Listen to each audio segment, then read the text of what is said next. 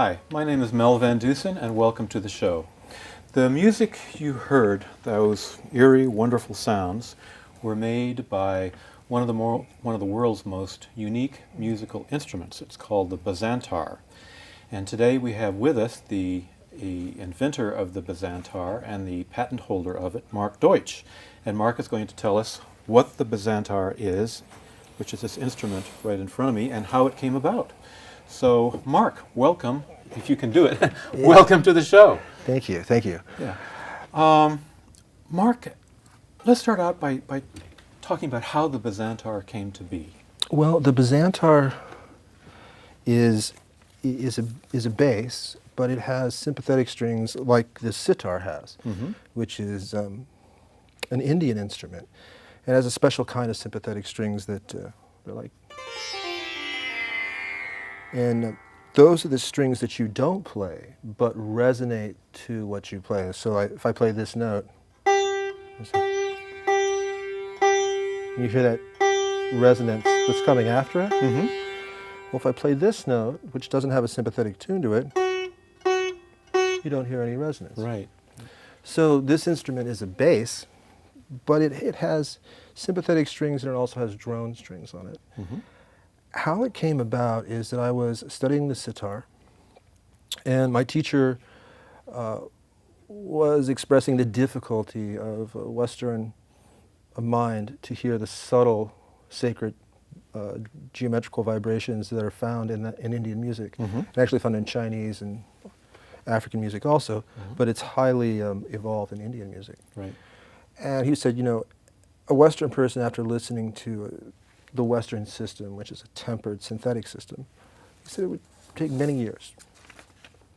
And I didn't want it to take many years. So I did two things, and one of them was I figured out the math of the ratios, the vibrations. And that was an intellectual process. But I also wanted to collapse it from the intuitive and the unconscious. So I played Indian music, and specifically music of the sarangi, which is this indigenous bowed Indian instrument that it's only about this tall, but it has 42 strings total, so a lot of sympathetics. And it's bowed, and it's beautiful, and it's hauntingly beautiful. And so I would play that in my sleep. And so I was doing this for weeks. And one night I was dreaming. And I mean, I knew this music really well. I could get my CD player to autoplay, so it would play all night long. And so I was dreaming, and in my dream I was playing the bass, because I was a bassist. And but this music had all these sympathetics, and so my bass had sympathetic strings on it in my dream, because you can do whatever you want in your dreams. Right. And so I had that dream, woke up the next morning. I didn't remember the dream, but I was trying to figure out where the article was that I had read about a bass with sympathetic strings. And I was like, what's that article about? What is that? It's like Bass Player magazine? Or I was just trying to think. So that was haunting me for a few days. There was no article. I was remembering this dream. And then 3 or 4 days later, I put the same CD in to listen to. And when I put the same CD in, started listening to music, the whole dream just downloaded. And I was like, oh, that was a dream. That was a dream. And so then I realized that I had dreamed of a bass with sympathetic strings. And then it took about 6 months for me to work through the inertia of thinking that I might want to do this, or I could do this. I wasn't an instrument maker. I was a musician. Right.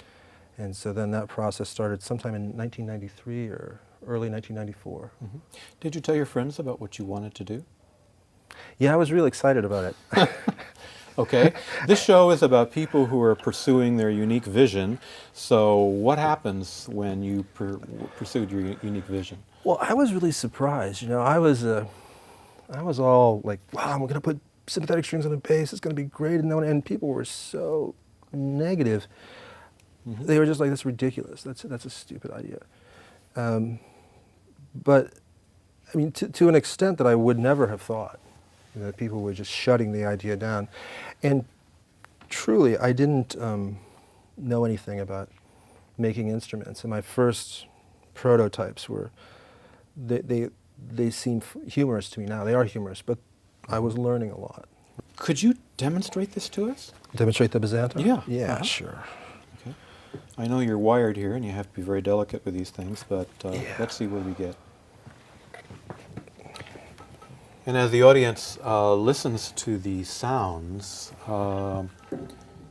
you might pay attention to what images, if any, that open in your mind. You might even close your eyes while you listen to it.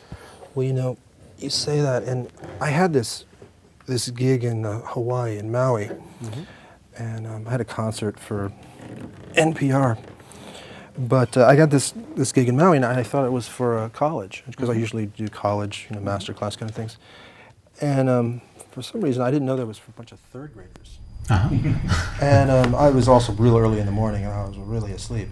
And I came into this third grade class, and I was like, okay, third graders, what am I going to do? And what I did is I had everybody close their eyes. And I said, now because I was doing a movie score at the time. Right. I said, now I'm going to play this movie, and whoever makes up the most interesting, best movie, I want to hear what you guys have to say. Okay. And these kids blew my mind.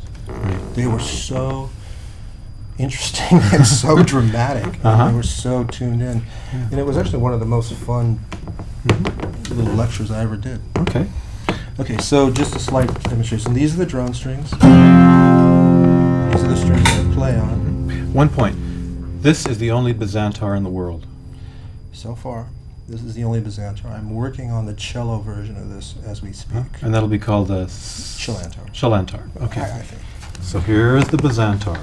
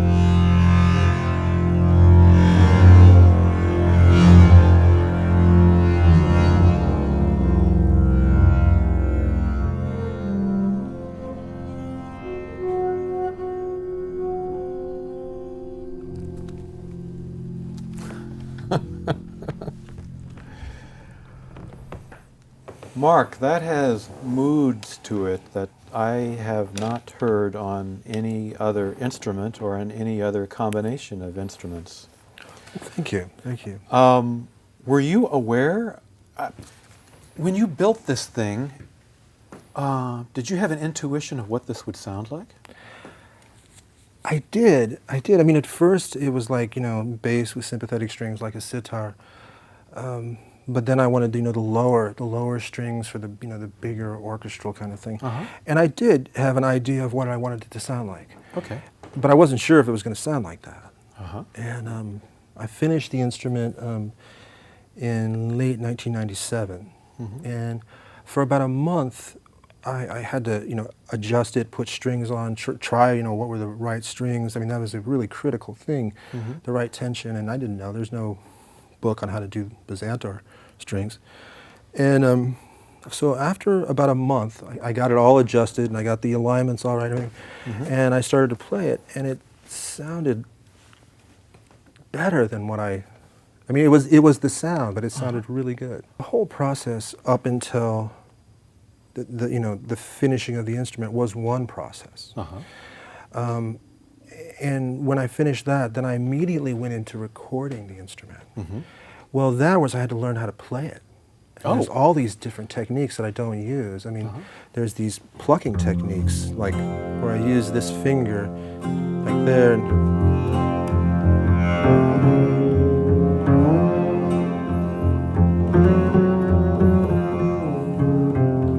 which is much different than a bass technique. And my bowing technique is it changed. I wanted a certain kind of sound. I didn't want the kind of sound. I wanted this very melodic sound. It was a totally different kind of way of holding the bow. Right. There's the technique here where I was doing this kind of thing, which is like,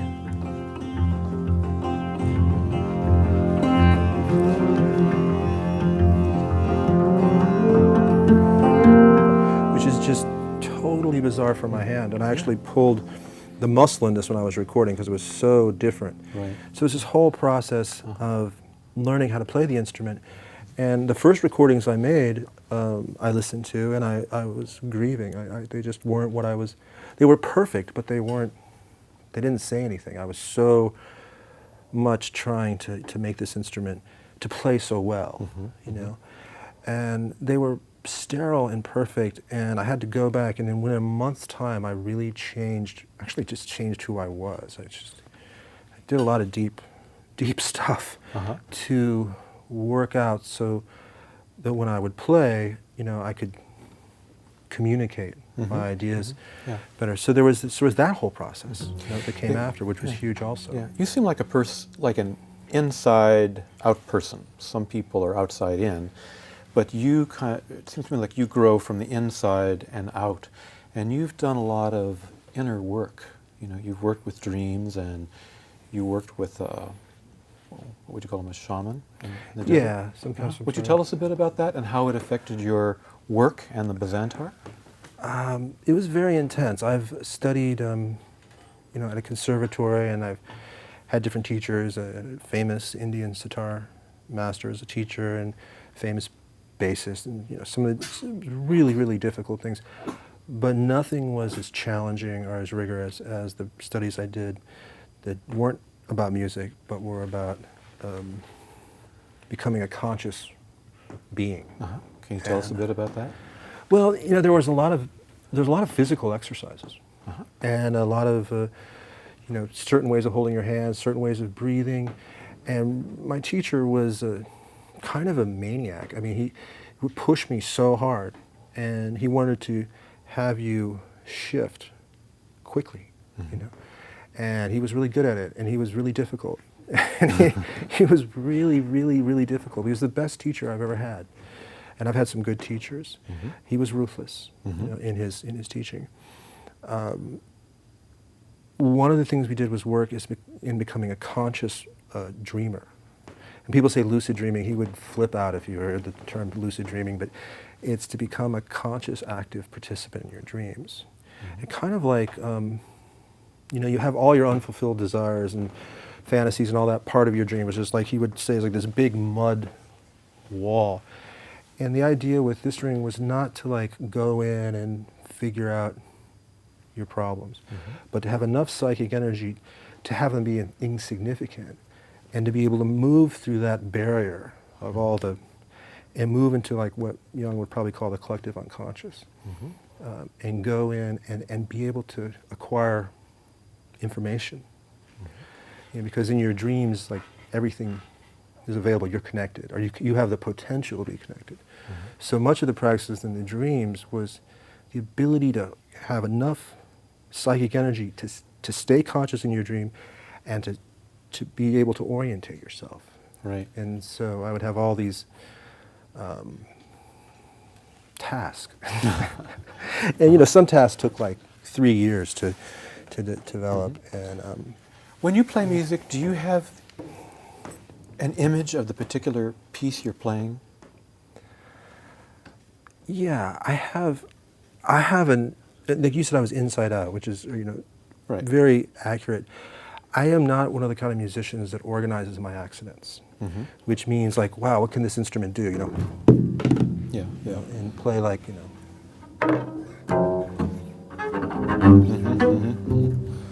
Though I've done that, and I had a lot of fun being an avant-garde bassist, but I was much more interested in having the instrument represent what was in my mind.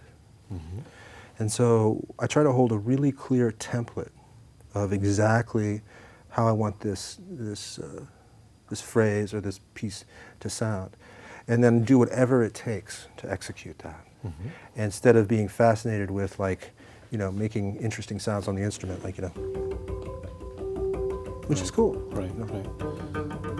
You know, that's not what's in my mind. What's in my mind would be like,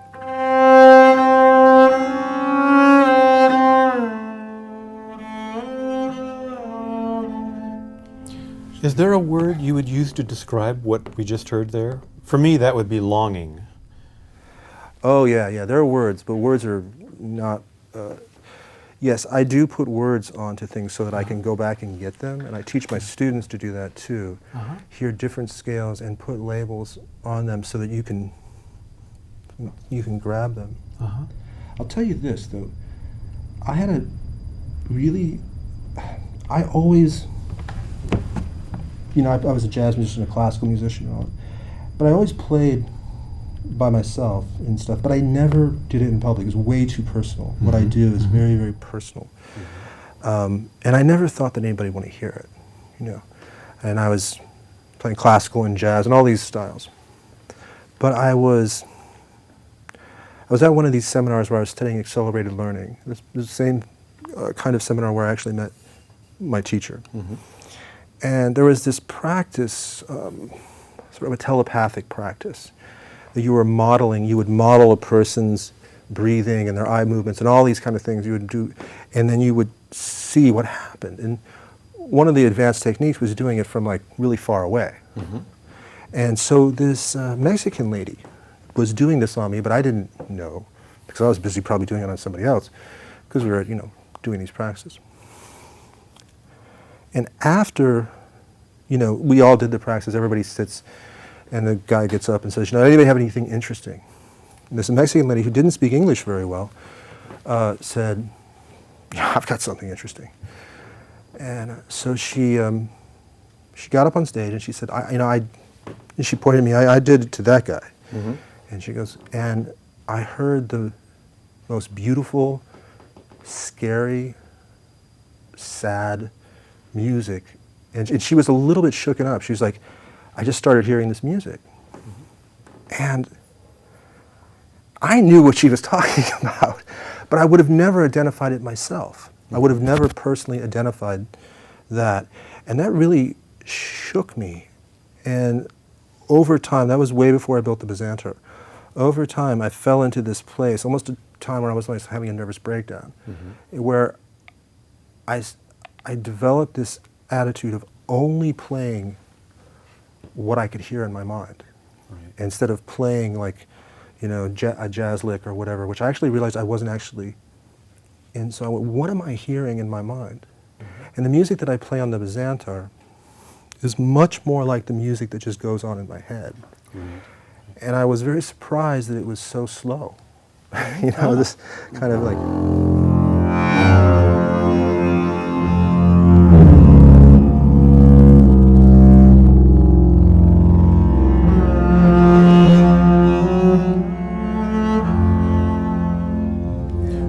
Our time is kind of running out.